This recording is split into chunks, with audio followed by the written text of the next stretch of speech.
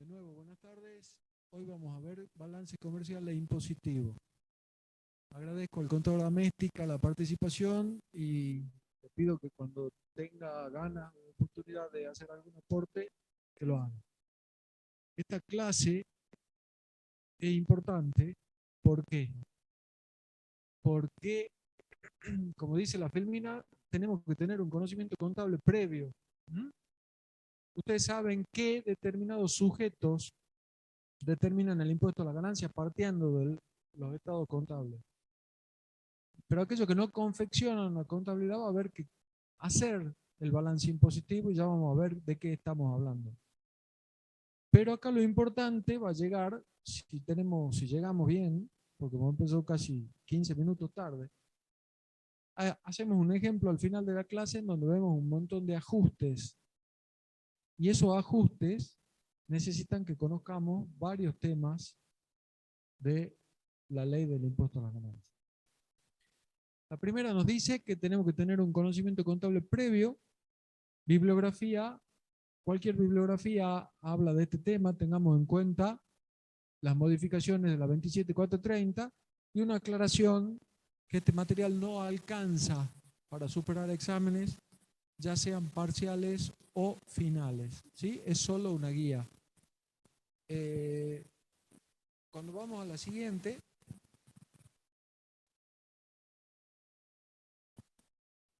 esta expresión de balance impositivo se usa para referirse a la determinación del beneficio ajustado conforme a las normas del impuesto, en su expresión neta. Es decir, vamos a llegar a un resultado impositivo que es al que, bueno, hoy vamos a tener que encasillar en dónde está encuadrado ese resultado para ver qué alícuota aplicamos. Pero si nos acordamos de antes de la modificación, que los sujetos sociedad de capital estaban alcanzando la alícuota del 35%, nosotros decíamos la base imponible es esta por la alícuota. Acá lo que queremos llegar es a ese resultado en su expresión o a ese beneficio en su expresión neta. La expresión balance impositivo no está definido ni en la ley ni en el decreto reglamentario. Generalmente se lo usa para referirse a lo que nosotros conocemos en los estados contables como el estado de resultados. No obstante, cuando vean en la parte práctica y tomemos un balance o los estados contables, no creamos que todos los ajustes o todo el análisis se va a centrar en el estado de resultados, porque podemos tener en el estado de situación patrimonial determinados rubros y tenemos que ver, por ejemplo, cómo están valuados. Entonces, ejemplo, en las normas del ajuste por inflación tenemos una expresión puntual respecto a cómo se evalúa, por ejemplo, la tenencia de moneda extranjera. Nosotros vamos a tener en un estado contable, en el estado de situación patrimonial, por ejemplo, en el rubro disponibilidad de moneda extranjera. Tendremos que ver cómo está evaluada para ver si coincide o no con lo que dice la norma impositiva. Si no coincide, tendremos que hacer un ajuste, pero ¿a qué voy? Que no va a surgir del estado de resultados. O si en el estado de resultados vemos un rubro diferencia de cambio, tendremos que ir a ver dónde se origina y si está bien. Para conformar un resultado impositivo, Recording in progress. puede existir un balance comercial previo o no, porque hay sujetos que están obligados a confeccionar estado contable y hay otros que no. Entonces podemos partir de un estado de resultado que surge de un estado contable o no. Van a existir diferencias entre el balance contable y el balance impositivo. De hecho, van a existir diferencias. Esto motiva confusión en los empresarios, en los contribuyentes. ¿Por qué? Porque en un estado contable podemos tener una utilidad o un quebranto, y desde el punto de vista impositivo podemos tener una utilidad más grande, una utilidad más chica, un quebranto diferente, etcétera, etcétera. Básicamente, ya vamos a ver por qué, porque están destinados, tienen distintos fines uno del otro, pero por ejemplo, el ajuste por inflación contable no tiene absolutamente nada que ver con el ajuste por inflación impositivo. O en algunos momentos el ajuste por inflación contable estaba habilitado y el ajuste por inflación impositivo no. Entonces teníamos estados contables en donde en el estado de resultado teníamos un quebranto y nosotros al empresario le teníamos que decir que había un impuesto a las ganancias determinado. Y el empresario o el contribuyente no tenía idea de por qué. Le estábamos mostrando un estado contable que le decíamos que había perdido y sin embargo le decíamos que tenía un impuesto a la ganancia determinado de tanta plata. Pasemos la otra, Antonio, por favor.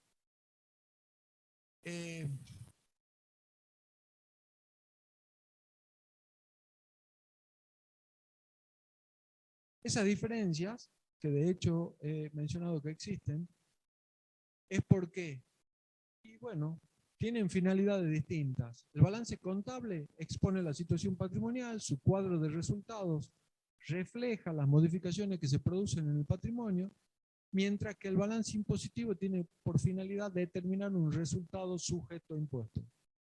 Dos cosas distintas. Las normas contables son más flexibles, mientras que las impositivas buscan otra cosa. ¿Sí? Por eso no lo son, no son flexibles, tienden a ser mucho más rígidas. Ejemplo, evitar trasladar beneficios de uno a otro periodo, medir los resultados imponibles con uniformidad y rigidez, etcétera, etcétera. Por eso, por ejemplo, desde el punto de vista contable podemos amortizar de una forma y desde el punto de vista impositivo ya hemos visto las normas de amortización y son de determinada forma. Por ejemplo, respecto a la vida útil nos dicen cómo, en el caso de inmuebles, y para cambiar esa vida útil o tomar otra vida útil debemos pedir autorización, etcétera.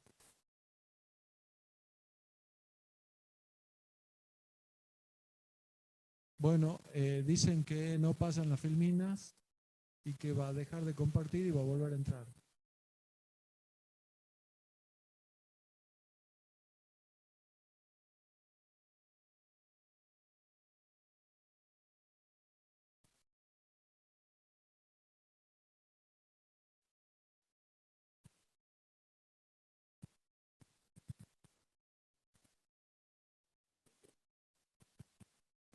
Ahora sí, bueno, la diferencia entre ambos balances pueden deberse básicamente a dos cuestiones. Vamos a la siguiente, Antonio. ¿Vos no ves ahí la filmina?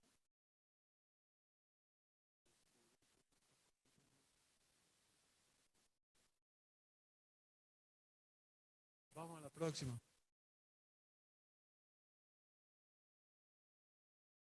No, no pasó. Acá no.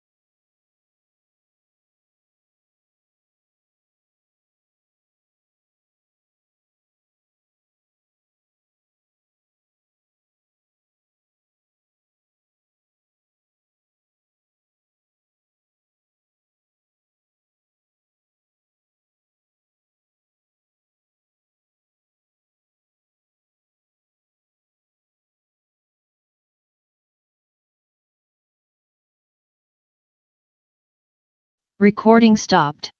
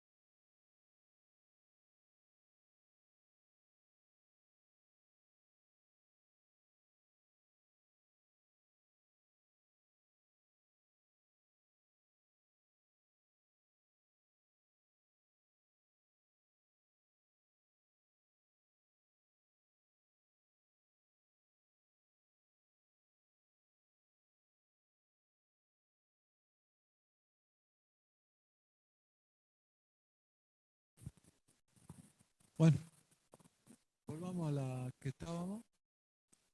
Una vez. Eh, bueno, ¿a qué se pueden deber las diferencias que existen entre el balance comercial y balance Recording in impositivo? progress. Distinto concepto de beneficio. ¿Mm? En el balance comercial pueden figurar utilidades de todo tipo, alcanzadas o no por el impuesto a la ganancia. Tenemos un típico ejemplo, por ejemplo, los dividendos. Los dividendos, recuerden que si una sociedad de capital es socia de otra sociedad de capital y tiene dividendos, ese dividendo es no computable por el ex 64, hoy 68. La determinación del beneficio, las diferencias más frecuentes, ya mencioné el tema de las amortizaciones.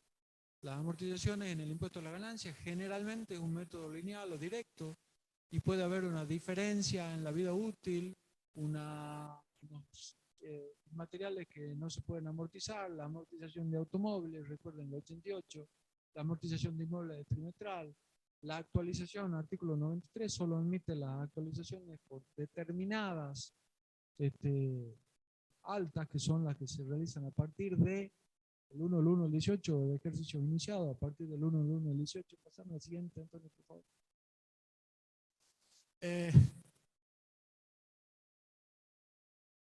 También pueden haber diferencias en cuanto a la evaluación de inventarios. Pueden haber contablemente registradas previsiones por devaluación global o por desvalorización global que no están admitidas impositivamente. Hay reservas y previsiones que sabemos que impositivamente solo se admiten para incobrables, pueden haber registradas contablemente varias. Hay gastos que impositivamente no son deducibles. Balance contable se van a deducir todos, obviamente. Entonces pueden haber dos causas en estos ajustes. Respecto al carácter de necesario y respecto a la vinculación con utilidades exentas o no grabadas. Respecto al carácter de necesario, sabemos que impositivamente solo se deducen, se admiten las deducciones que están vinculadas con ganancias grabadas. Y sabemos que las normas me hablan de que cuando hay vinculación con ganancias grabadas y exentas y no grabadas, solo deben deducirse las vinculadas con rentas alcanzadas o grabadas, y si no debemos hacer un prorrateo. Ahora, independientemente de eso, tenemos muchas deducciones y gastos sobre los cuales tenemos limitaciones. Por ejemplo, gratificaciones al personal, honorarios a directores, gastos de representación, sueldos de parientes, etcétera, etcétera. Y vinculados es lo que acabo de decir, rentas exentas o no grabadas. Los gastos o deducciones vinculados con rentas exentas o no grabadas no son deducibles. Hay un fallo de Telecom que, dado el tiempo, seguramente está en plataforma, lo invito a que lo vean. Explica lo que estoy diciendo. Quedan muchísimos factores más, por ejemplo, operaciones en moneda extranjera, que si tenemos tiempo lo vamos a ver. Deducciones no emitidas, ajuste por inflación impositiva, etc. El decreto reglamentario del 227, primer párrafo, y dice ver, primero y último párrafo, y el dictamen 70 del 2008, ya lo vimos cuando yo di una clase, habla de la no deducción de intereses, determinados intereses, los punitorios, multas, etcétera, etcétera. Hicimos comentarios de una circular 1 del 2005 respecto a los bancos. Después dijimos que eso es circular y algunas cuestiones motivaron la incorporación a ese 227 de dos párrafos más. Y el dictamen 70/2008 también lo vimos, el que en opinión del fisco impedía la deducción de una multa por incumplimiento de un contrato de concesión, y todas las críticas correspondientes. Vamos a ver los decretos, los artículos 4 del decreto reglamentario.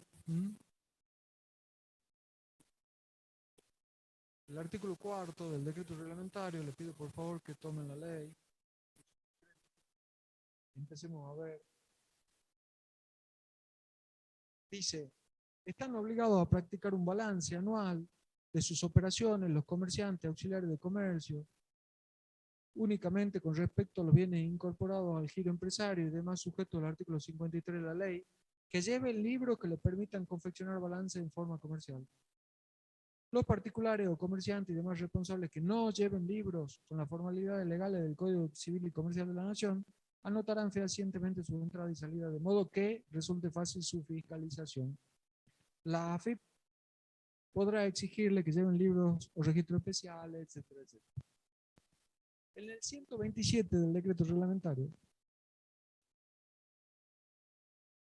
me dice cómo voy a proceder para determinar la ganancia neta de sujetos que confeccionan balance comercial. Y el 127 dice, los sujetos comprendidos en los incisos A, B, C, D y último párrafo del 53 de la ley, que lleven un sistema contable que le permita confeccionar el balance en forma comercial, determinarán la ganancia neta de la siguiente manera. A, al resultado neto del ejercicio comercial. Por eso por ahí les decía yo antes que generalmente se asume que el balance impositivo o se lo identifica con el estado de resultado de los estados contables. ¿Por qué?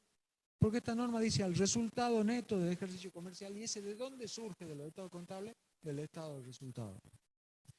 Sumarán los montos computados en la contabilidad cuya deducción no admite la ley y restarán las ganancias no alcanzadas por el impuesto. Es decir,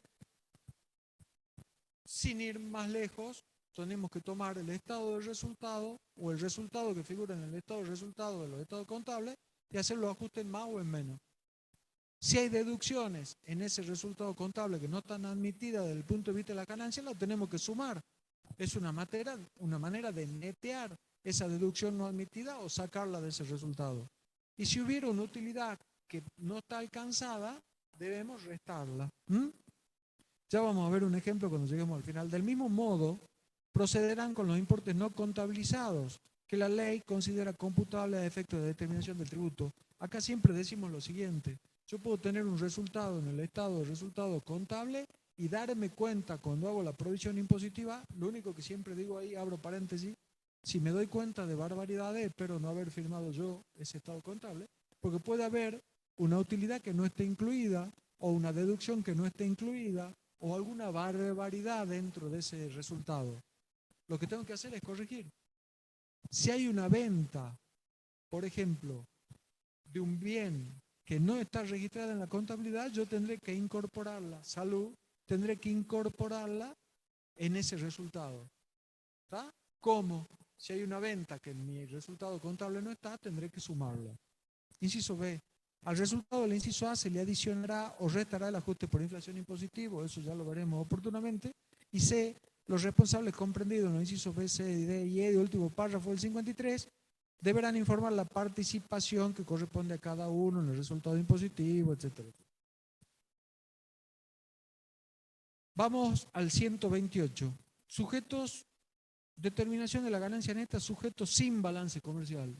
Ya vamos a ver después, creo que están las normas del Código de Fondo. Después de la unificación de los códigos civil y comercial, quedaron muy pocos sujetos que no debieran o no estarían obligados a confeccionar balance de forma comercial. Pero si no lo hubiera, por ejemplo, hoy una sociedad de hecho que quedó, que sería hoy una sociedad de la sección cuarta que no lleva un balance de forma comercial, ¿qué deberá hacer? Y eso dice el 128. Los sujetos mencionados en el artículo anterior que no confeccione balance en forma comercial determinarán la ganancia neta de acuerdo con el siguiente procedimiento. Del total de las ventas o ingresos, incluidos los retiros mencionados en el artículo 61 de la ley, detraerán el costo de venta, es decir, el costo de la mercadería vendida, los gastos y otras deducciones admitidas por la ley. Es decir, en vez de partir de un estado de resultados de los estados contables donde se supone que un contador ya determinó cuál es el resultado y hacer los ajustes según lo que admite o no la ley, lo que tengo que hacer es armarlo. A veces es más fácil armarlo que adecuar lo otro, si no tenemos mucho conocimiento de qué es lo que está metido ahí. Al costo de venta, a que se refiere el inciso A, se adicionarán las existencias al inicio del año fiscal, las compras, es decir, acá me está diciendo cómo se determina el costo: existencia inicial más compras menos existencia final. Al resultado del inciso C se le adicionará el ajuste por inflación impositivo y los responsables comprendidos en los incisos B, C, D y E del el último párrafo del 53 de la ley deberán informar la participación, etcétera, etcétera, porque, por ejemplo, sabemos que hay algunos sujetos que determinan ello el resultado y por lo tanto determinan el impuesto, y otros que no. Por ejemplo, una sociedad colectiva lo que hace es decir, mi resultado impositivo es 100 pesos. Está el socio A y el socio B participan en un 50%, entonces yo tendré que agarrar en la declaración personal del socio como renta de tercera, tomar eso y juntársela con la de primera, segunda, cuarta, otras terceras, etcétera, etcétera. Entonces acá hay sujetos que son sujetos del impuesto y hay otros que no, que solo determinan el resultado y lo participan al socio. Siempre se busca determinar de manera cierta la renta. Si existe balance comercial, partimos de ahí, y si no,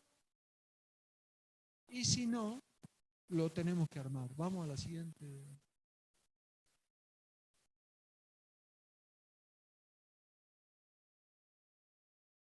Esto es lo que yo les decía, recordemos el 320, lo pasamos rápido, del Código Civil y Comercial de la Nación.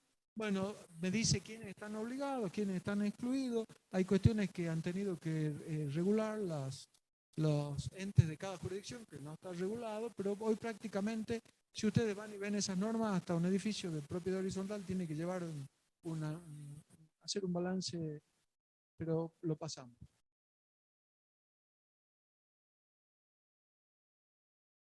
¿Qué temas tenemos vinculados con balance impositivo? Vamos al 107 y 108 de la ley. Porque en la ley tenemos los artículos 107 y 108. En el ajuste por inflación impositivo tenemos, después de todas aquellas normas que me dicen cómo es la mecánica, normas de evaluación. Entonces yo recién daba un ejemplo en el cual, suponiendo que tenemos un estado de resultado de una compañía que confecciona estados contables, tal vez no todos los ajustes van a partir de ahí, sino también decía tenemos que mirar el estado de situación patrimonial, porque por ejemplo podemos tener en disponibilidades moneda extranjera. Y tenemos que ver cómo está evaluada, ir a la nota y ver cómo está evaluada, porque por ejemplo en el 107 de la ley dice los valores y conceptos a computar a los fines establecidos en los incisos A y B, etcétera, etcétera, se refiere al ajuste por inflación, y el párrafo siguiente dice los activos y pasivos que se enumeran a continuación se valoran a los fines de esta ley aplicando las siguientes normas. Inciso A, depósitos, créditos, moneda extranjera y la existencia de la misma de acuerdo con el último valor de cotización tipo comprador o vendedor del Banco de la Nación Argentina a la fecha de cierre del ejercicio. Entonces yo puedo tener hoy, por ejemplo, se está discutiendo en la técnica contable si con los distintos tipos de cotización yo puedo evaluar mi moneda extranjera a un valor MEP o a un valor CCL o a un valor, no importa, no hay tiempo para discutirlo. Tendría que motivar un ajuste porque positivamente es lineal. El valor de cotización es este. Y si vamos al 108, en el 108 me dice la ley que deberé imputar el inciso B como ganancia o pérdida según corresponda el importe de las actualizaciones, bla, bla, bla, bla. Y en el inciso C me habla de las diferencias de cambio. Entonces, lógico, uno va de la mano de otra. El 107 me dice cómo evaluarlo, y si la moneda extranjera tiene que estar evaluada de determinada forma, la diferencia de evaluación va como una diferencia en el balance, ya sea ganancia o pérdida. Ya vamos a ver casos de desuso, operaciones en moneda extranjera y balance comercial impositivo. Vamos a la siguiente. ¿Qué pasa con el desuso? También, en una clase que yo di, hemos visto algo de esto. Les pido por favor que vamos al 70, desuso. El 70 de la ley me habla del desuso. Y lo que tenemos que tener en mente es lo siguiente. Si yo tengo un bien mueble amortizable, que ya sabemos que se amortiza, que la deducción admitida es la amortización, y sabemos cómo se amortiza, tenemos que tener en claro que va a permitirse computar o el cómputo de la deducción de la amortización siempre y cuando el bien mueble esté afectado a la producción de ganancias grabadas. Es lógico, ¿verdad? ¿Partimos de esa premisa? Es totalmente lógico. ¿Sí? Bien. ¿Qué nos dice el artículo 70? Cuando alguno de los bienes amortizables, salvo inmuebles, entonces le pido que resalten eso porque no es para inmuebles, quedare fuera de uso, desuso, el contribuyente podrá optar, les recomiendo que resalten esto porque también es una opción para el contribuyente, entre seguir amortizando anualmente hasta la total extinción del valor original o imputar la diferencia que resulta entre el importe aún no amortizado y el precio de venta en el balance impositivo del año en que ésta se realice. Es decir, en que ésta, se refiere a la venta, se realice. En lo pertinente serán de aplicación las normas sobre ajuste de la amortización y el valor de los bienes contenidos en los artículos 62 y 88. ¿Cuál es la opción que tiene el contribuyente? Seguir amortizando anualmente hasta extinguir el valor original o imputar la diferencia en el año de venta. ¿Y por qué la opción es seguir amortizando? Lo acabamos de decir. Si yo tengo un bien mueble que lo saco de uso, está en desuso, significa que ya no colabora para la obtención de ganancia grabada. Entonces, si yo lo saqué, lo retiré, no lo uso, ¿no podría ser deducible esa amortización? Esto es lógica pura para el que conoce la mecánica de la ley. El que me dice que no entiende, que levante la mano. Yo tengo esta notebook en mi empresa, no la uso más porque compré otra o está obsoleta, la corro, no la puedo amortizar más desde el punto de vista dispositivo. ¿Por qué? Porque no está ya más afectada la producción de ganancia grabada. Entonces, por eso es una opción para el contribuyente seguir amortizando. Es una opción, porque si no estaría esta norma, él no podría seguir amortizando. ¿Está claro? Vamos al 158 del decreto reglamentario.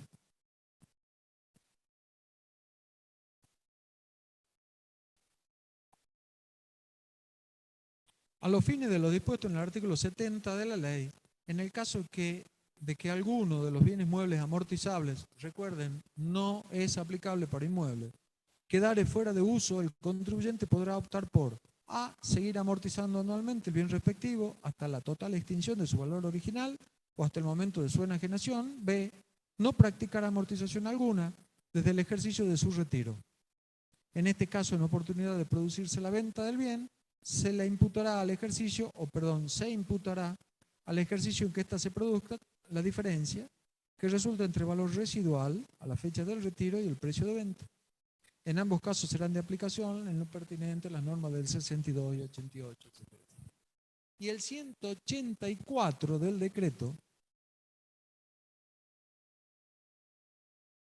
dice, las normas de los artículos 70 y 71 de la ley, es decir, acá me habla de desuso y de venta y reemplazo, 158 y 159 de este reglamento son también de aplicación para los contribuyentes que obtengan ganancias de la cuarta categoría. En tanto, los resultados provenientes de la enajenación de los bienes reemplazados se encuentran alcanzada por el impuesto, con excepción del caso de inmuebles que están sujetos a un impuesto cedular. El caso de inmuebles lo dice esta norma, pero ya sabemos que el 70 lo excluye. Entonces, para un contador, voy al ejemplo, yo recién di el ejemplo de la notebook, en una empresa ahora lo doy para un contador que obtiene ganancia de cuarta, sería aplicable, si se cumpliera con los requisitos que establece esta norma, tanto la venta y reemplazo como el desuso. ¿Estamos de acuerdo? Pasemos a la siguiente, Antonio, por favor. Uy, no se ve, ¿no?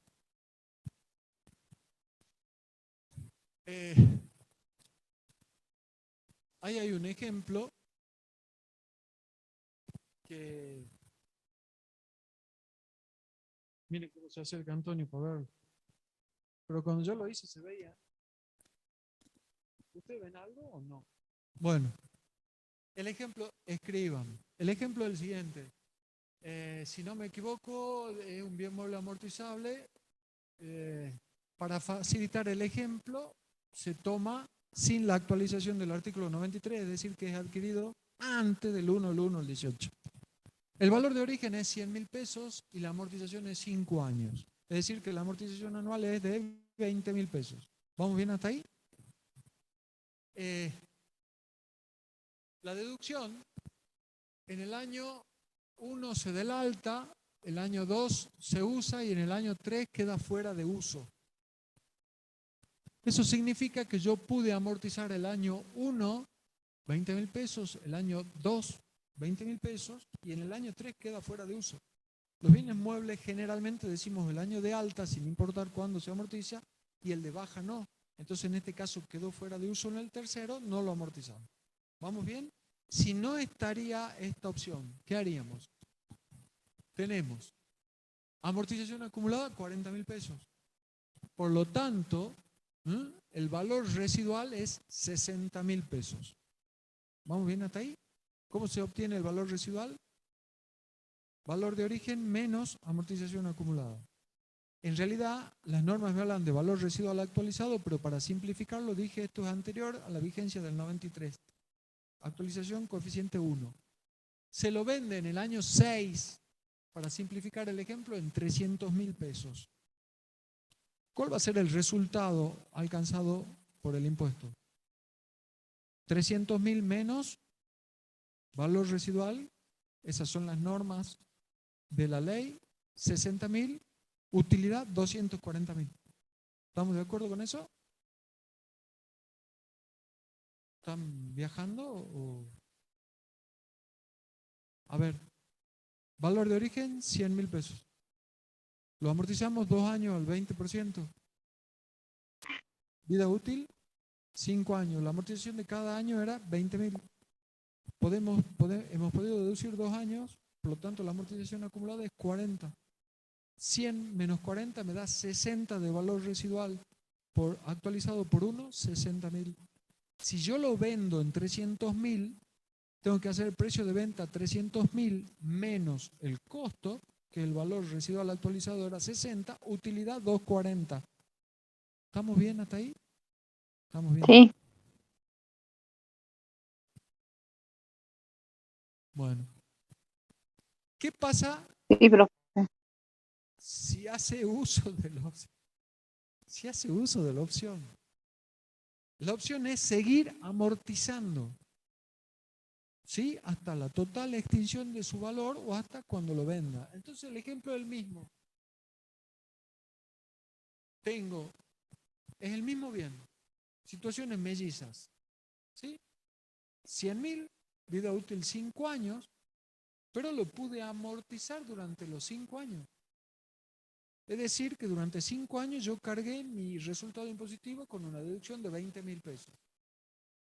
¿Cuál va a ser el valor residual de ese bien? 0. Entonces, cuando lo venda, precio de venta menos valor residual actualizado, 300.000 menos 0, resultado 300.000. Entonces, ¿cuál es el chiste?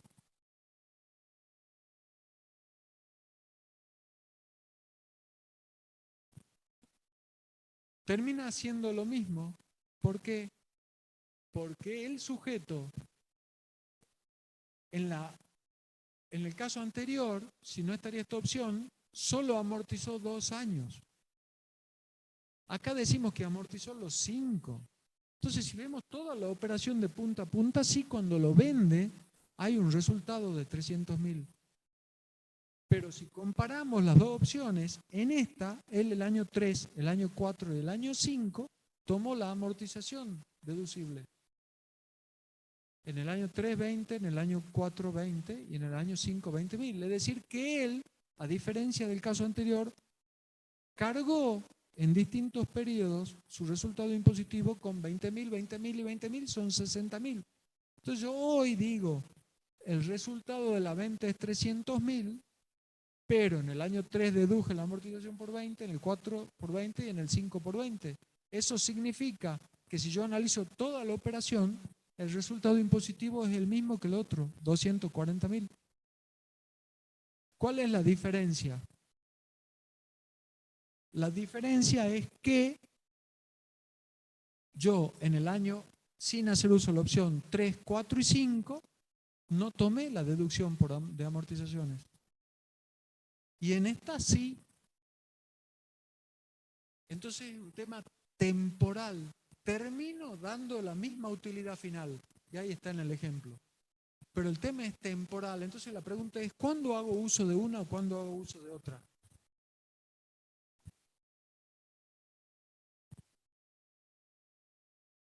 Esta es una pregunta de examen. ¿Cuándo hago uso de una o cuándo hago uso de otra?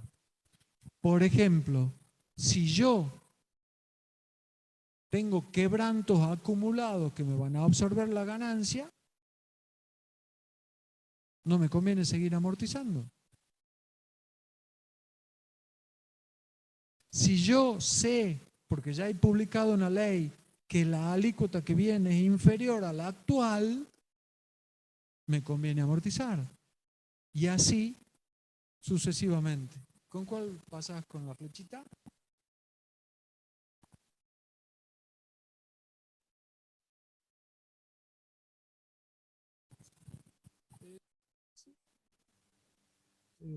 Diferencia de cambio. Operaciones en moneda extranjera. ¿Se entendió de desuso o no?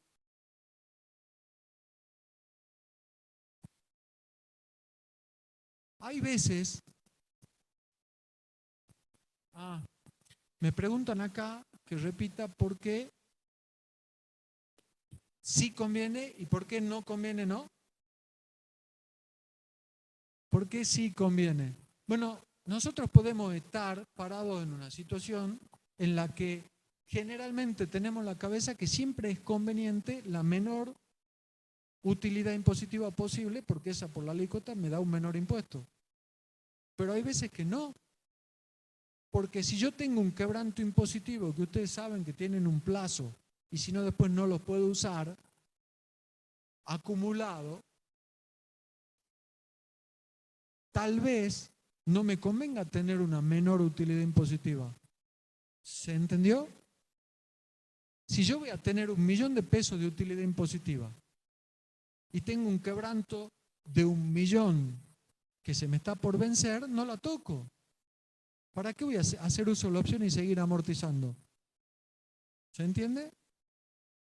En cambio, si yo sé que la alícuota va a ser menor, o también puede ser si yo sé que la alícuota va a ser menor, o es menor, me conviene dar una utilidad impositiva mayor, porque después viene una alícuota, por ejemplo, mayor. O depende si es, ya voy más allá, si es un bien que me permite la actualización del costo, si es un bien adquirido con posterioridad al 1 de enero del 2018, tal vez no sea tan indiferente dejarlo sin amortizar porque el valor residual sí se va a actualizar. En cambio, si es este el caso del ejemplo, si nosotros decíamos, creo que era 60.000 el valor residual, ¿no? En el primer caso, esos 60.000 pueden pasar 7 años y van a seguir siendo 60.000, porque es anterior a la posibilidad de actualizar del artículo 93. ¿Quedó claro? Diferencia de cambio. Operaciones en moneda extranjera. La normativa sobre conversión tiene su origen en la 11683, el artículo 110. El artículo 110 de la 11683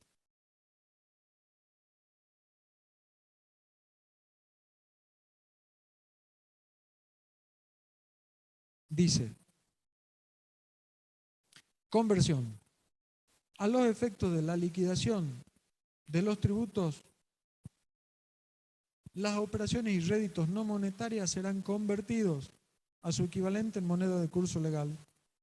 Las operaciones y réditos en moneda extranjera serán convertidos al equivalente en moneda de curso legal, resultante de la efectiva negociación o conversión de aquella o, en defecto de estas, al equivalente al que, en atención a las circunstancias del caso, se hubiera negociado o convertido dicha moneda extranjera.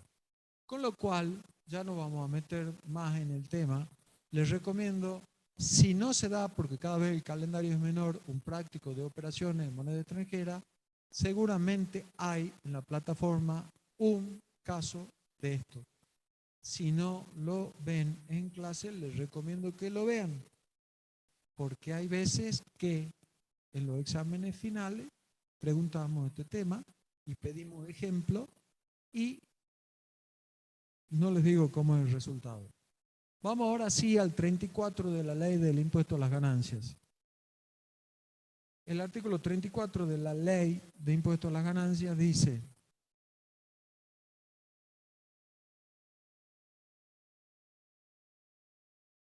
todos los bienes introducidos en el país o dados o recibidos en pago sin que exista un precio cierto en moneda argentina deberán ser valuados en pesos a la fecha de su recepción a la fecha de su recepción en pago, salvo disposición especial de esta ley.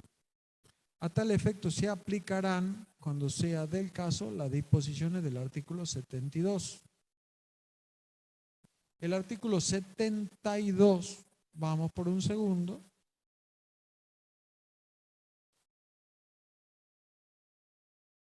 nos dice: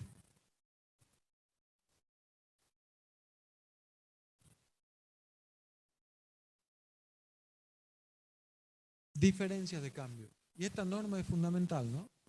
Diferencias de cambio. Para contabilizar las operaciones en moneda extranjera, deberá seguirse un sistema uniforme. Y los tipos de cambio a emplear serán los que fije la reglamentación para cada caso o para cada clase de operaciones. Es decir, debemos ser uniformes y tener en cuenta lo que dice la reglamentación.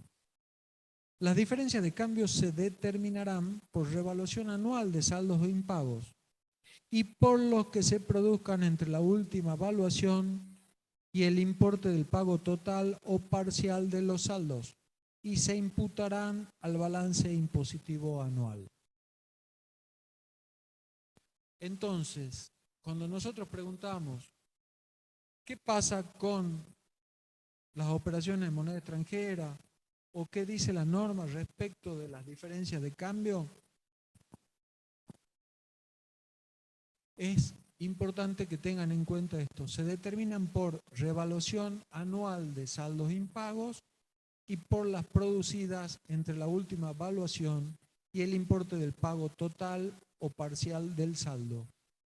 Doy un ejemplo que lo van a ver en ese práctico que seguramente salen de acá y se van a verlo. Si yo compro un bien de uso en moneda extranjera y me queda una deuda, yo voy a evaluar el bien a ese momento al tipo de cambio que me dice la norma. ¿Vamos hasta ahí? Pero a mí me quedó una deuda. Esa deuda tengo que tener en claro lo que dice, estoy llevando el ejemplo lo más sencillo posible.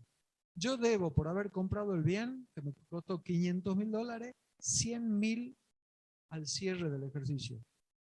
Esos 100.000 van a estar evaluados al momento en que yo hice el asiento, porque yo cuando activé el bien, tomé un tipo de cambio y registré la deuda a ese tipo de cambio. Cuando la norma me dice revaluación anual de saldo impago, significa que al cierre voy a tener que tomar el tipo de cambio que me dice la norma para ese momento, para el cierre. Que seguramente en este país va a ser mayor el valor de la moneda extranjera, ¿verdad? Si alguien sabe que la moneda extranjera baja, me avisa y sabe, vamos todos a comprar, cerramos la clase y vamos a comprar. Entonces, como va a subir, yo tenía un pasivo a X pesos, voy a tener un pasivo a X más la diferencia de cambio pesos. ¿Y eso qué es lo que significa? ¿Qué tengo que tener en mi cabeza desde el punto de vista impositivo? Que cuando la norma me dice usted tiene que evaluar, en este caso es un pasivo, por revaluación anual de saldos impagos, si el pasivo es mayor, significa que hay una diferencia de cambio que está impactando desde el punto de vista negativo en mi estado de resultado impositivo o en mi balance impositivo. Y las producidas entre esta última evaluación y el importe del pago. Porque si yo cierro, ¿en qué mes estamos? Octubre. Si yo cierro el 31 de octubre y debo $100.000, tendré que evaluar a lo que me dice la norma, que ya lo vimos, porque ya vimos el 107 y el 108. Tendré que evaluar a lo que dice esa norma el 31 de octubre los $100.000 que debo. Con lo cual, seguramente, si yo compré hace 5 o 6 meses el bien, voy a tener una diferencia de cambio negativa.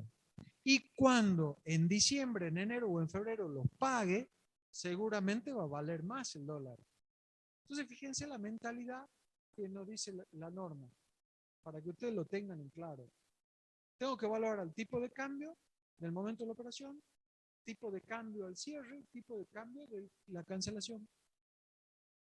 Revaluación anual de saldo de impago y la producida entre esta última evaluación y el importe del pago total o parcial del saldo. Ya está. Es más complejo, pero ahí, si uno les pregunta algo en el examen y nos dicen eso, bueno, uno más o menos se pone contento un poquito. Se imputarán al balance impositivo anual en lo que acabo de decir. Ahora vamos al 160 del decreto reglamentario.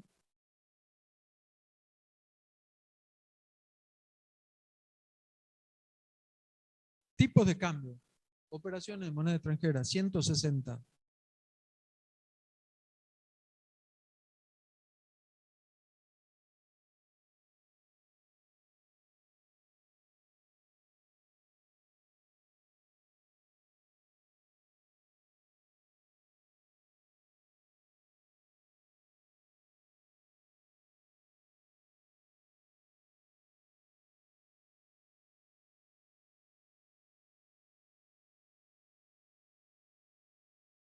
Podrá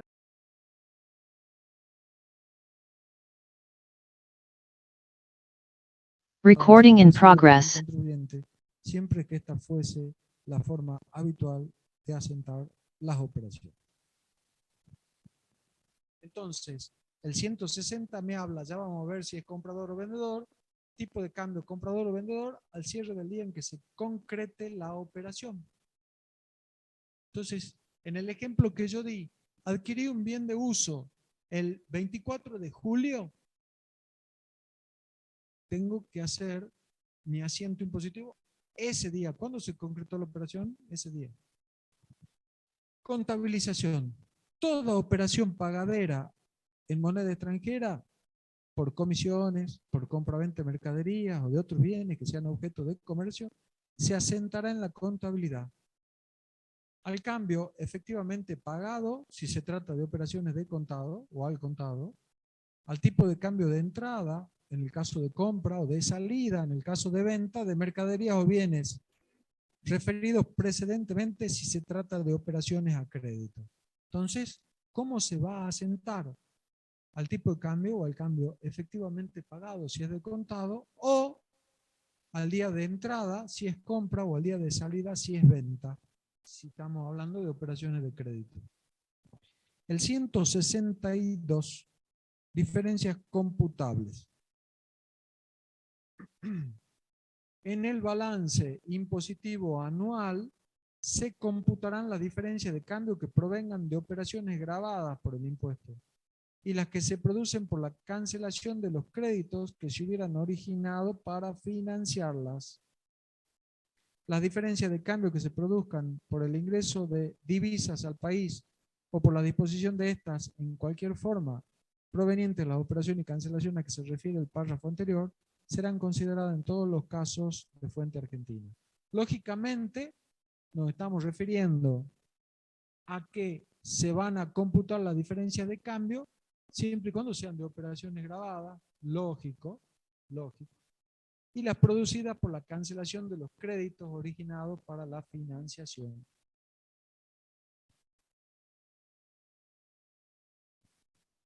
Entonces, el criterio de conversión implica dos momentos.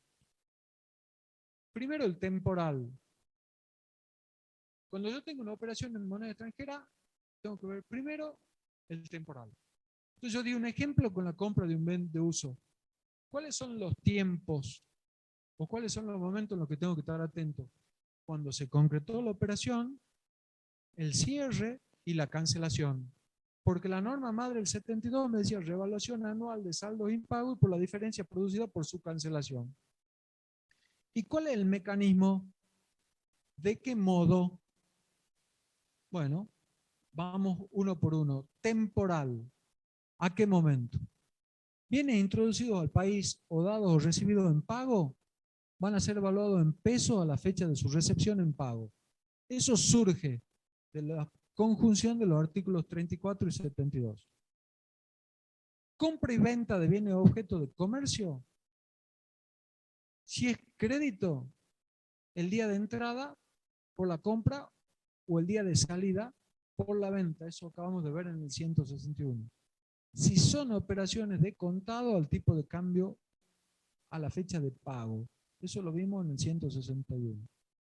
Y si hay otras operaciones, al cierre del día en que se concreta la operación. Artículo 160. ¿Cuál es el modo? Ese es el tiempo. ¿Cuál es el modo? Si existe una efectiva negociación en moneda extranjera o se determina un tipo de cambio de negociación a la fecha de pago o cobro, según el tipo de cambio específicamente aplicado en la negociación. Eso lo vimos cuando vimos el 110 de la 11683. Cuando no existe una efectiva negociación en moneda extranjera, ni se determina un tipo de cambio de negociación a la fecha de pago o cobro, tenemos el tipo de cambio Banco Nacional Argentina comprador, si se trata de créditos o ingresos. Y tipo de cambio Banco Nacional Argentina vendedor, si se trata de deudas y gastos. Ahora,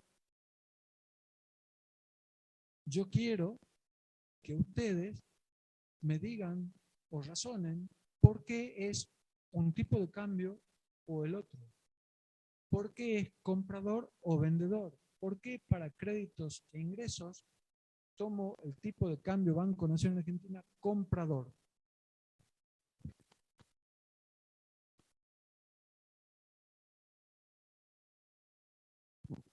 Porque sería como si yo le estuviera comprando esos dólares al banco. ¿Sería así? El tipo de cambio Banco Nación comprador es si yo le compro al banco o si el banco me compra a mí. Si el banco compra, profesor, ¿no? Si el banco compra. Entonces, si yo tengo un crédito, supongamos que yo vendí en moneda extranjera a crédito. Por lo tanto, alguien me debe en moneda extranjera y viene y me da la moneda extranjera. Entonces, si ustedes razonan así, no lo necesitan ver más. Yo le debo al contador Améstica porque me asesoró, o porque tiene una empresa, y voy y le llevo $1000, 10 billetitos de 100 con la franja azul, no cara chiquita, nada, porque él no me lo recibe y se lo doy. ¿Qué va a tener que hacer él? ¿Qué debe hacer él? No digo qué es lo que va a hacer. Él debiera ir al Banco Nación y cambiarlos ahí. Ese es un problema que estamos teniendo, ¿no? Porque nadie va al Banco Nación con los billetitos porque hay varios a la vuelta que dicen compro, vendo, y te pagan más. Pero él debiera ir al banco con los billetitos de los dólares y el cajero del banco que me va a dar pesos, para él es comprador. Es decir, es la cotización más baja. En cambio, si yo tengo una deuda, yo que tenía una deuda con el contador, tuve que ir a la caja del banco y comprarle a él, porque yo al contador le tengo que dar billetes. Entonces, como yo le tengo que dar billetes a él, tengo que ir y comprar. Por eso es el tipo de cambio vendedor del banco. Entonces, esto que estamos razonando es importante. Porque después vamos a ver, por ejemplo, en bienes personales, cómo evaluamos un bien, qué tipo de cambio es. ¿Cómo evaluamos un crédito que tengo en bienes personales en dólares? Entonces, va de la mano. ¿Sí?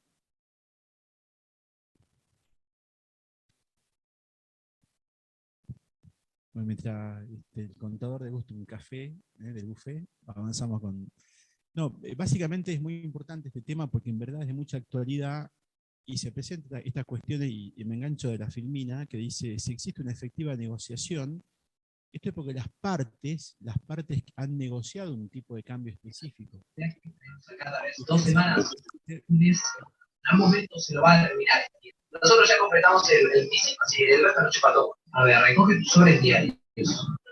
Ok, en 7 horas puedo volverlo a hacer. Perfecto. A ver, tenemos muchos códigos promocionales. Coca-Cola FIFA. Vamos a empezar con este. Introducir el código.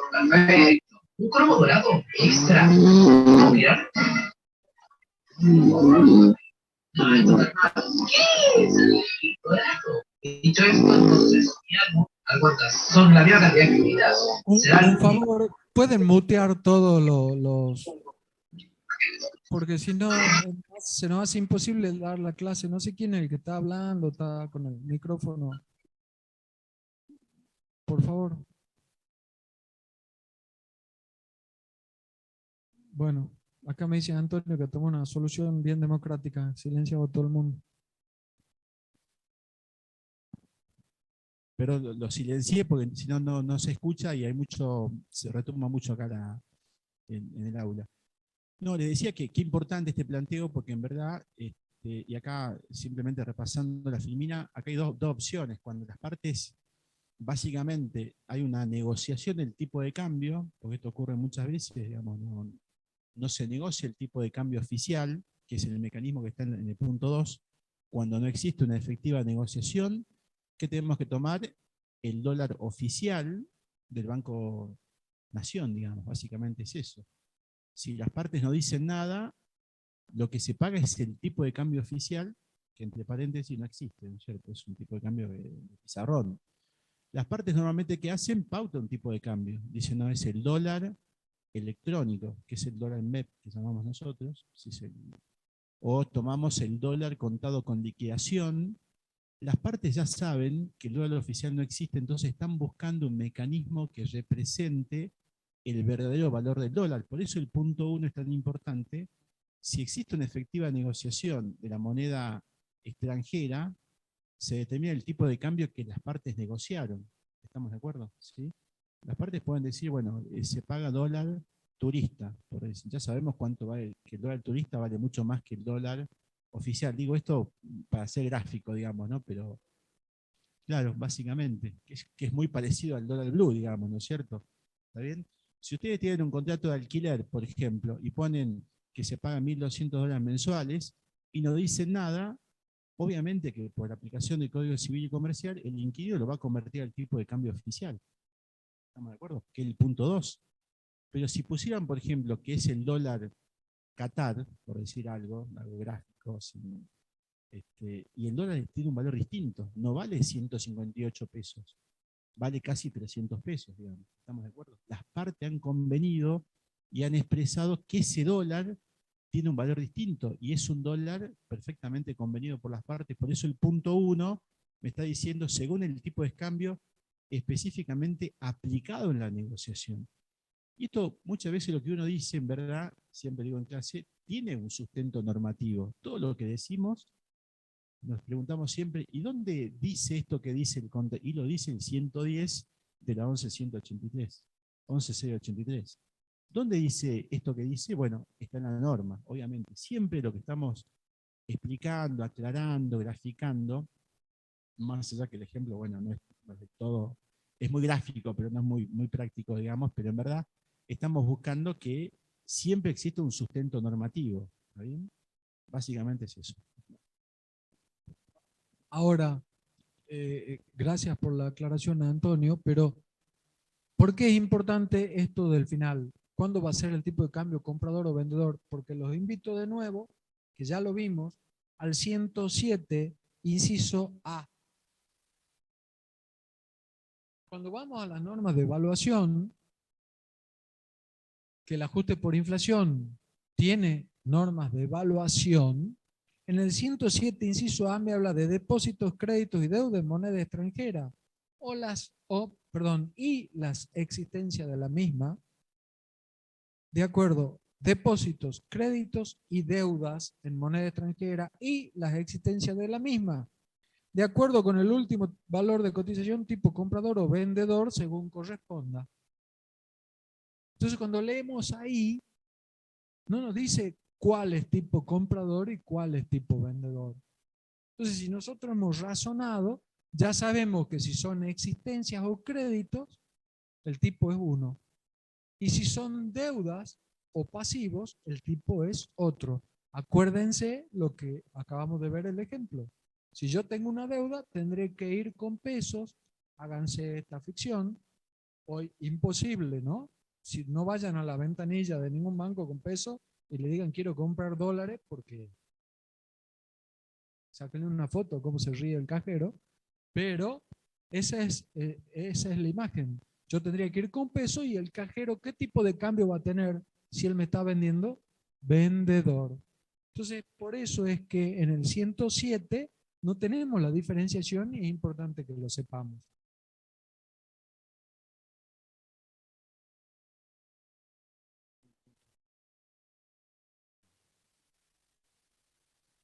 Bueno, a ver, antes de ir a este ejemplo que les traje, no se puede ver en pantalla completa, pero yo lo veía en mi máquina en pantalla completa y se veía bien.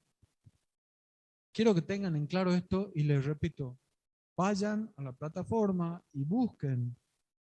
Les va a tomar media hora, 45 minutos. Hay un práctico de operaciones en moneda extranjera. Porque las preguntas que hacemos en el examen, después de sistema uniforme, los tipos de cambio que dice la reglamentación que vimos, revaluación anual de saldos impagos, las diferencias con la cancelación, bla, bla, bla. El ejemplo que di, un ejemplo que le decimos es si usted compró un bien de uso, el valor de ese bien de uso que usted compró en dólares se va modificando cada vez que usted evalúa la deuda. Me miran, a ver, yo di un ejemplo, compro en julio un bien de uso.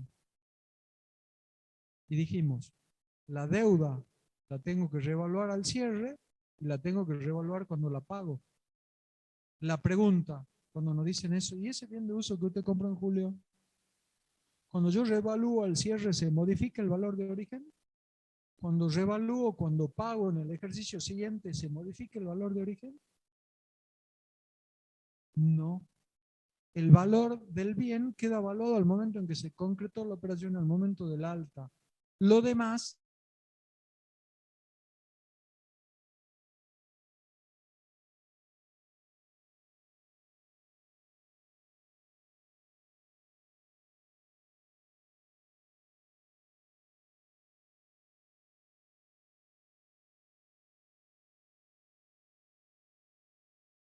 todo lo que ocurre de ahí en adelante impacta como un resultado positivo o negativo. En el país en el que vivimos creo que va a ser negativo por mucho tiempo, en el estado de resultados o en mi balance impositivo. ¿Está? Bueno, ¿por qué? No. ¿Por qué? Ahí nos quedemos ahí. ¿Por qué es importante? Y cuando llegamos acá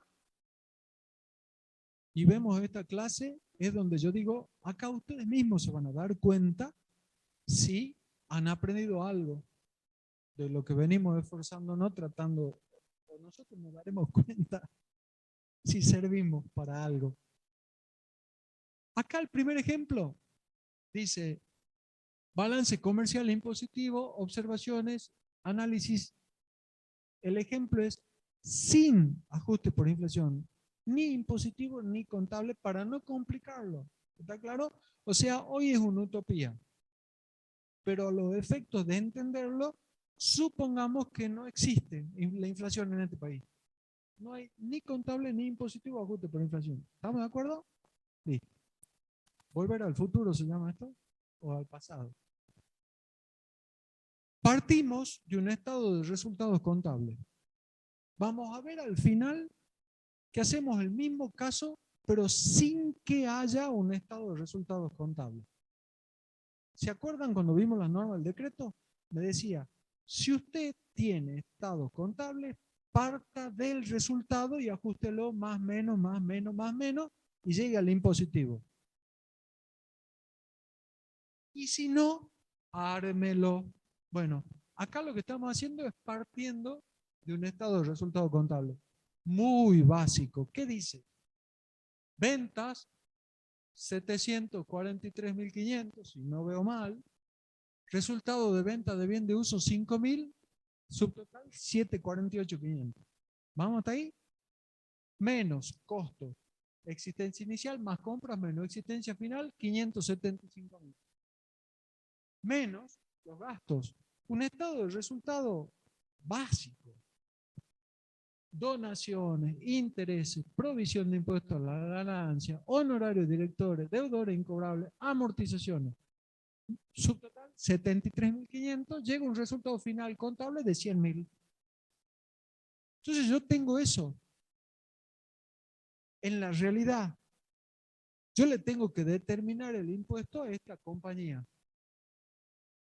Puede ser que esto abajo tenga mi firma, que lo haya hecho yo, con lo cual me va a resultar mucho más fácil. Lo que sí es durísimo es darme cuenta que hay algún error o me comía algo, ¿no? Supongamos que está perfecto. Tiene mi firma. ¿Vamos? Parto de ahí. Entonces, como parto de ahí, vamos a la siguiente, Antonio, por favor.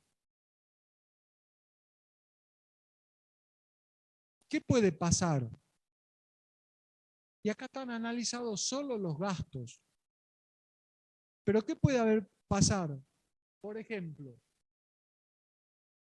cuando decía, creo que decía venta 743.000, no está acá, pero puede ser que este sujeto haya hecho opción del uso del devengado exigible. Se me ocurre uno.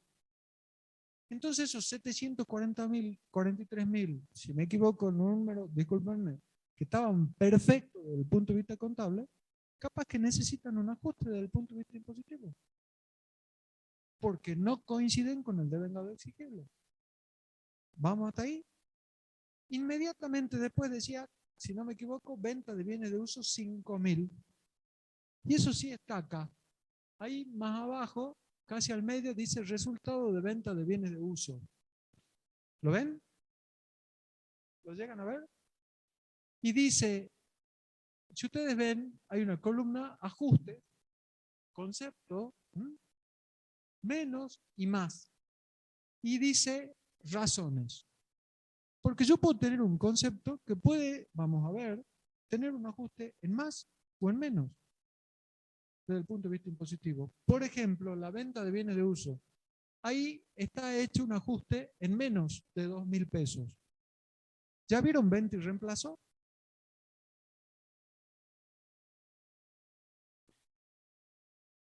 Algo comentamos en una clase que yo di. La opción de venta y reemplazos está para, básicamente, no trabar con el costo impositivo el reemplazo de los bienes de capital. Voy a un ejemplo. El contador Améstica tiene una empresa de transporte, 20 camiones, y los renueva cada 3, 4 años. Si él, cuando tiene que vender 5 camiones, porque vende 5 todos los años, renueva, supongamos, ese plan tiene. Cuando vende un camión, yo tengo que hacer precio de venta menos valor residual y aplicarle la alícuota, es una traba. ¿Por qué? Porque él va a tener que salir a pagar impuestos para poder cambiar los camiones. Entonces la opción de venta y reemplazo dice, al resultado de la operación, no lo incluya en la base imponible, réstelo del valor del nuevo bien. ¿Vamos hasta ahí? Entonces supongamos que él por un camión, impositivamente le daba un beneficio de 1.000.000 de pesos. El que compra le cuesta 10 millones. Entonces la ley dice, ese millón por ese camión no lo incluya dentro del resultado que tenemos, que creo que dice 5.000. Haga lo siguiente, réstelo de los 10 millones que les cuesta el otro entonces usted va a amortizar sobre 9 millones. ¿Le estoy regalando ese impuesto? No. Lo que le estoy diciendo es que durante el plazo de vida útil usted amortice sobre 9 millones. Entonces la amortización va a ser menor. Y acá va a veces en los exámenes la misma pregunta que el desuso. ¿Siempre hago uso de la opción? No, depende. Si tengo quebranto, ¿de acuerdo? No. Entonces yo ahí estoy tomando un ajuste en menos. Y ahí pongo, ¿cuál es la razón? Venta y reemplazo. Yo tenía en mi estado contable, en mi estado de resultado, decía venta 740 y pico mil, más creo que decía 5.000 de venta de bienes de uso.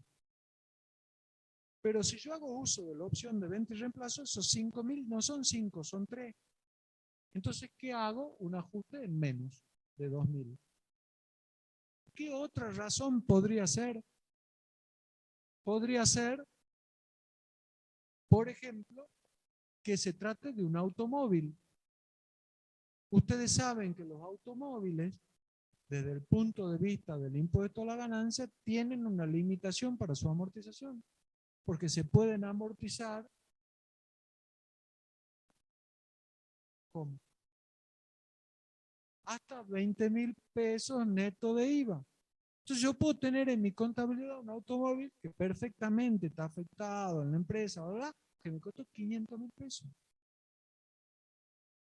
Voy a tener que tener un ajuste en el rubro de amortizaciones, pero cuando lo venda, mi valor residual impositivo va a ser distinto, porque mis amortizaciones fueron mucho menores. ¿Qué otro ajuste puedo tener? Desuso. Porque, por ejemplo, impositivamente seguía amortizando. Ahora, si impositivamente seguía amortizando, ¿cómo va a ser mi ajuste?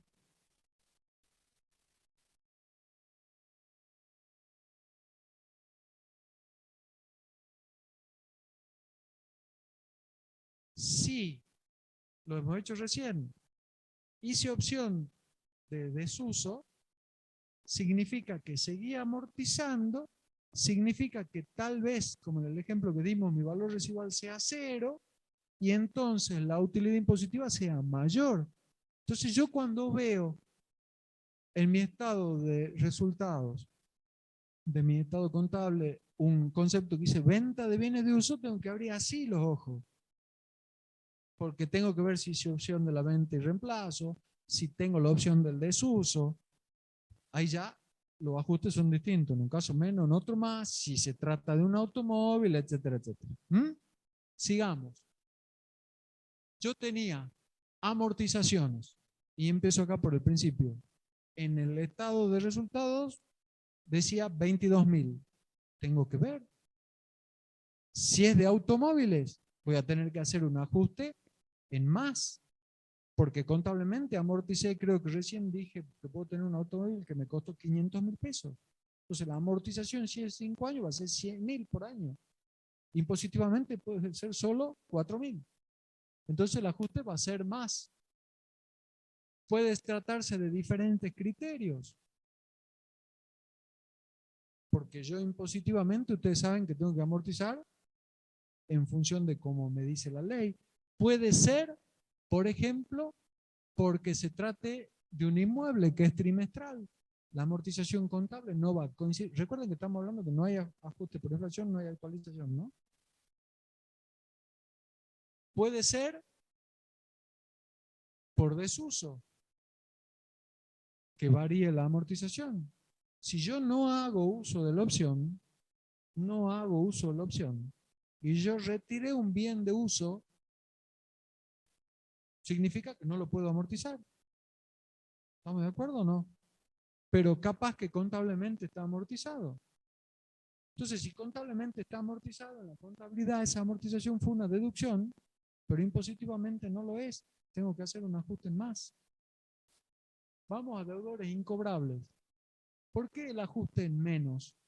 ¿Por qué puedo tener impositivamente más incobrables que? Uno fácil, porque pueden tratarse de incobrables de escasa significación. sin complicarnos, ¿no? Que contablemente se lleve un sistema de previsión y impositivamente es cargo directo. O puede ser que contablemente hayan tomado unas deducciones de incobrables que impositivamente no lo son. Entonces, ¿ahí cómo sería el ajuste? Si yo tengo contablemente incobrables que impositivamente no lo son, ¿cómo es el ajuste? ¿Es más? Entonces, a ver, acá la mentalidad, primero el conocimiento del tema, pero después si yo llego a la conclusión que hay algo que contablemente está mal, tengo que ver si tengo que devolver un gasto, el ajuste es más. Punto. Una deducción. Las existencias. Acá a veces se confunden. En la existencia pueden haber ajustes en más y ajustes en menos. Porque esto es fácil, ustedes tienen que hacer la fórmula del costo. Existencia inicial más compras menos existencia final. Eso es el costo, ¿verdad? La existencia inicial suma en el costo. ¿Vamos hasta ahí? Si la existencia inicial impositiva es mayor que la contable, ¿qué efecto tiene? ¿Cuál va a ser el ajuste? ¿Quieren anotarlo en un papel? Hagan el ejercicio, no se van a olvidar más. Pongan el que quiera, ¿no? Existencia inicial más compra menos existencia final. Eso igual al costo.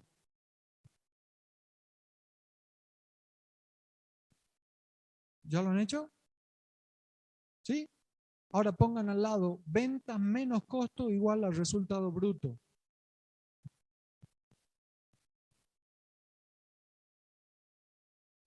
Después, si este machete les ayuda, quiero que me lo digan, ¿no? ¿Qué hemos hecho? Existencia inicial más compras menos existencia final igual al costo, ¿no? Y después hemos puesto al lado venta menos costo igual al resultado bruto. ¿Sí? Si la existencia inicial impositiva es mayor que la contable, ¿cómo es el ajuste que tengo que hacer?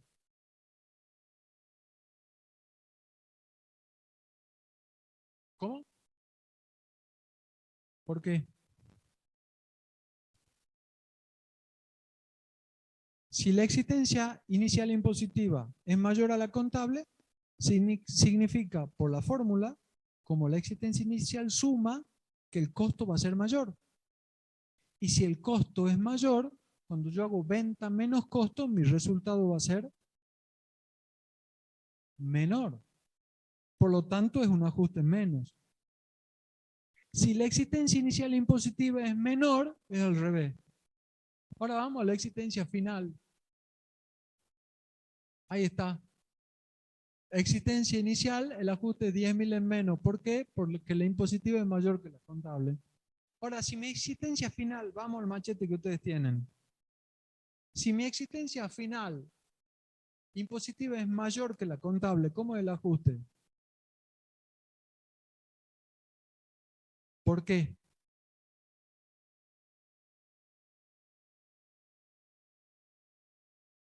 Si en la fórmula existencia inicial más compra menos existencia final, la existencia final es mayor, significa que el costo es menor y el resultado es mayor. Y si ustedes no lo quieren razonar por ahí, piénsenlo así. Si yo lo que tengo al final del ejercicio impositivamente vale más, es porque gane más. El ajuste es más. Ahí está. Tengo un ajuste en menos y un ajuste en más. Vamos a donaciones. Las donaciones las devuelvo, tengo un ajuste en más y hago la más fácil, es una donación no admitida. Intereses. Tengo un ajuste en menos. Yo tenía en el contable intereses tanto. Y acá en mis papeles de trabajo hago un ajuste en menos. ¿Por qué puede ser en menos?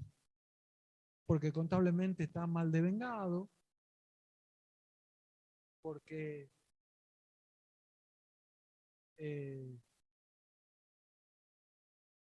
ahora la pregunta es, ¿por qué puede ser en más?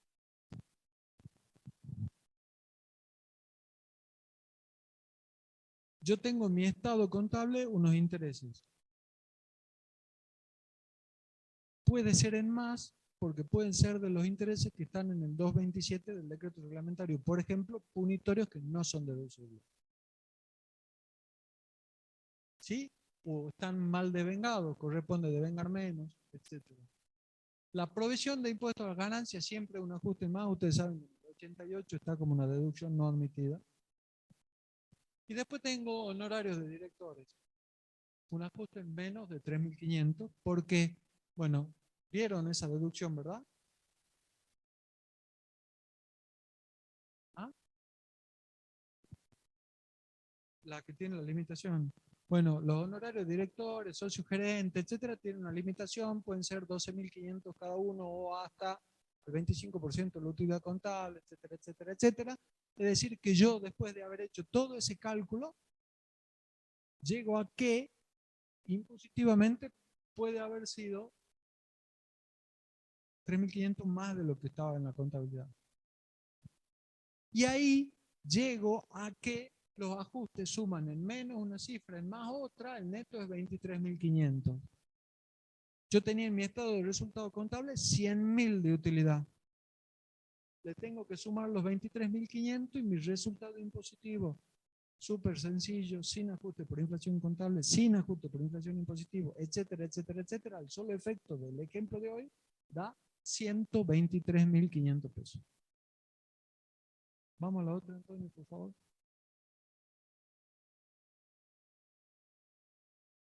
¿Qué pasaría si no tengo contabilidad? Si no tengo contabilidad, no tengo de dónde partir. En el otro, yo sabía, tengo un papel que dice estado de resultado a determinada fecha, etcétera, que me daba 100.000 pesos. Yo le hice ajustes e impositivamente era 123.500.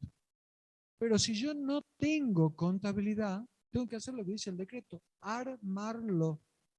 Y entonces cuando lo armo con los datos impositivos. Es decir, mi venta, que no teníamos observación en el anterior, sigue siendo 743.500, pero el resultado de la venta viene de esos 3.000, no 5.000. ¿Por qué? Porque yo tengo que armar, y si ustedes se fijan, vamos abajo, llego a los 123.500 igual que en el otro, porque son iguales. Pero no hago ajustes en más y en menos, porque lo tengo que armar, porque no hay una contabilidad. Entonces acá el resultado de la venta viene de uso de 3.000. Las existencias están valuadas y las compras conforme normas impositivas. Y en los conceptos tengo las donaciones 0, porque no eran admitidas, los intereses 3.500, yo había hecho un ajuste, la provisión de impuesto a la ganancia 0, porque sé que no se puede deducir, los honorarios directores 12.500, o casualidad coincide con el máximo de 12.500 que dice el 91, si no hay una utilidad, etcétera, etcétera. Deudores incobrables, los 9.000, están los de escasa significación ya puestos, y las amortizaciones 18.000, el valor que había corregido en el caso anterior. Entonces ahí tienen la diferencia. ¿Cuál es la forma de trabajar? Si tengo contabilidad, parto, como dice el decreto reglamentario, de mi resultado contable. Y veo concepto por concepto, y hago ajustes más en menos, y llego a un resultado impositivo. Ese es el objeto del balance impositivo. Llegar a los 123.500. Y si no tengo un balance contable, mi balance impositivo va a ser este, que es el que tengo que armar. Pero acá no hay ajustes en más y en menos, porque lo tengo que armar impositivamente. Entonces, en el caso del ejemplo que les daba, que no está acá, si esos 743.500 no fuera ese importe porque he hecho uso de la opción del devengado exigible, en el caso anterior tendría que haber hecho un ajuste. Y en este caso tendría que haber puesto lo que es. Como está puesto lo que es, el resultado de la venta de bienes de uso, los valores de la existencia, los intereses, no están las donaciones, no está la provisión de impuesto a la ganancia, etcétera, etcétera. Entonces, no sé, Antonio, si te queda algo por decir. Resumiendo la clase, hemos visto balance comercial e impositivo. Hemos estado un montón de tiempo para llegar a esto. Algo tan fácil como esto, sí. Pero lo que no es fácil es lo que hay en el medio de esto. Es decir, si yo veo en el balance contable venta, ganancia o resultado de 20 bienes de uso, saber qué ajustes pueden haber ahí es lo que no es fácil. Si veo en mi estado contable de resultado honorarios de directores, lo que no es fácil es ir, ver los límites, ver cuándo fue la asignación, ver el límite temporal, si la reunión de socios o la asamblea fue anterior o posterior a el vencimiento de la declaración jurada, etcétera, etcétera, etcétera. Si veo las amortizaciones, es muy fácil. El método de resultado contable dice amortizaciones de bienes de uso. El primer chequeo que hago es ver si el que está ahí coincide con el anexo de bienes de uso. Ahora, coincide con el anexo de bienes de uso, veo la apertura de bienes de uso. Si tengo rodado, tengo que abrir así los ojos, a ver si hay algún automóvil. Porque desde ya va a diferir la amortización, independientemente de que los camiones del ejemplo de la empresa del contador doméstica pueden estar amortizados contablemente por horas, kilómetros, mientras que impositivamente sé cómo se amortizan. Entonces, eso es lo que no es fácil. Es muy fácil decir, si tengo un estado de cuenta de resultado contable, ajusten más en menos, punto. Y si no, lo armo, bárbaro. Ahora, ¿qué hay en el medio? Porque ahí tengo que saber toda la ley, cómo se imputan los intereses, le vengo a exigirle amortizaciones, venta y reemplazo, desuso, deducciones no admitidas. No, y además, ¿qué se hizo en la contabilidad?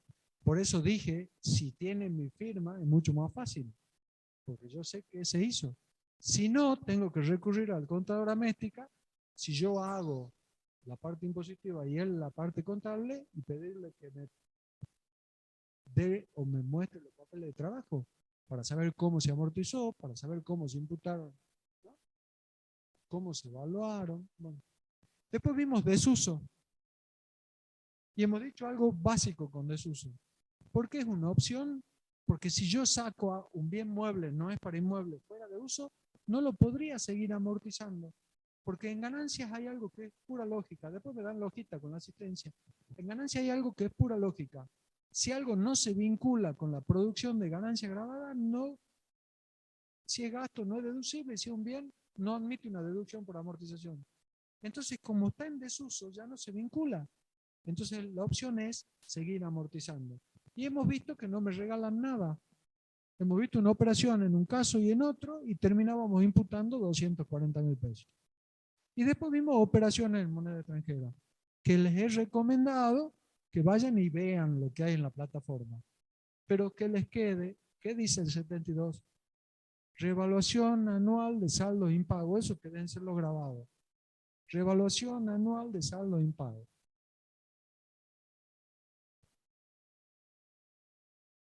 Es para, me preguntan acá, revaluación anual de saldo impago es para todos los tipos de pasivos. Le digo, la revaluación anual de saldo impago es para los pasivos, para los créditos también, a pesar de que al decir saldo impago se supone o te induce a que sean pasivos, pero en moneda extranjera. Y lógicamente, después combinado con lo que dice el decreto, vinculado con operaciones grabadas. Por ejemplo, si yo adquirí un pasivo en moneda extranjera que está vinculado, es muy difícil dar un ejemplo, pero sin darlo, supongamos para no complicarle la existencia, vinculado con operaciones que no están alcanzadas, esa diferencia de cambio negativo no va a ser deducible. ¿Se entiende lo que digo? ¿Por qué? Porque no puede haber una deducción vinculada con operaciones que no están alcanzadas. ¿Vamos hasta ahí? Por eso les recomendé, apenas vimos un fallo, creo que era Telefónica, vinculado con los dividendos. Si yo me endeudé para comprar una participación en una sociedad, ya lo elevo al análisis. y sé que los dividendos en cabeza de una sociedad de capital por la norma del 68 no están alcanzados, vamos a entrar en discusión de si eso está o no, es o no deducible. Pero si yo me endeudé para comprar un bien mueble amortizable que está afectado totalmente a la producción, es el ejemplo que di. El valor se va a evaluar al momento de concretarse la operación, el pasivo restante se va a evaluar revaluación anual de saldo impago del cierre, y después se va a tener que evaluar el tipo de cambio al momento de la cancelación. Entonces ahí por lo menos voy a tener dos diferencias de cambio que se imputan a mi balance impositivo vía diferencia de cambio. No se modifica el valor del bien mueble amortizado. Me preguntan acá si podría ser en positivo o en negativo. Lógicamente, si yo tengo un crédito porque he vendido, el ejemplo que dábamos con el contador, en moneda extranjera, y la moneda extranjera sigue subiendo, por supuesto va a ser una diferencia de cambio positiva. Como si tengo un pasivo en moneda extranjera y si viene un japonés a gobernarnos o un alemán y baja el tipo de cambio, va a ser una diferencia de cambio también positiva, porque yo tenía al cierre el tipo de cambio de 300 y después resulta que cuando lo pago es 250.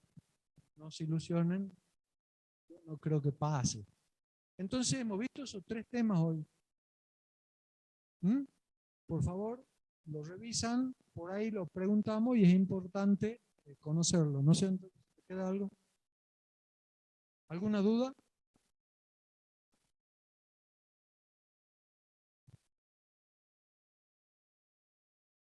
Este parcial entra hasta el trabajo práctico. No tengo el calendario, creo que es el 10. ¿Qué le dijeron en clase? ¿El 10? Y bueno, si le dijeron el 10, el 10.